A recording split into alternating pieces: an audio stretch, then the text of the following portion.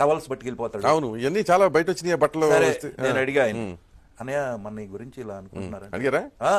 నేను ఏదున్నా మీ ఇద్దరం ఓపెన్ మాట్లాడుకుంటాం, ఇద్దరం ఉన్నప్పుడు ఓకే అన్నీ అనేస్తాను నేను.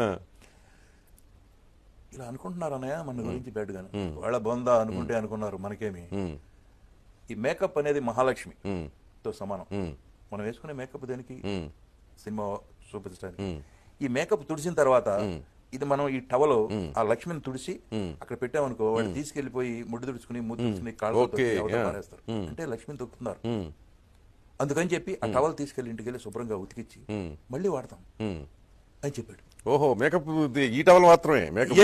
మిగిలిన ఏనండి మేకప్ నాప్కిన్, నాప్కిన్స్ అయ్యే పట్టుకెళ్తాడని ఆయనకి పేరు. అవునా? ఓకే.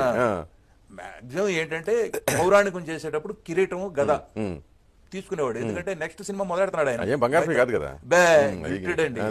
వీళ్ళు తర్వాత గోడంలో పారేస్తారు, లేకపోతే తొక్కేస్తారు, పనికి రాకుండా పోతారు. అవన్నీ ఇప్పుడు గోడౌన్, మన రామారావు గోడౌన్ లో ఉన్నాయి, మ్యూజియం లాగా పెడుతున్నారు. పిల్లలు పెడతారేమో ఇక ముందు చూడాలి. అందుకండి, అంతేగాని ఆయన పట్టుకెళ్ళిపోదాము లేకపోతే తీసుకెళ్లిపోయి ఏం చేసుకుంటాం? అదే కదా, లక్ష్మిని పాడు చేస్తారు, ఇల్లు తొక్కుతారు, లక్ష్మి అట్లా చెప్పేవాళ్ళ. అది దానికోసం. అది చాలా మందికి తెలియదు. తెలవక లేకే మాట్లాడతారు, బుద్ధి లేని వాళ్ళు.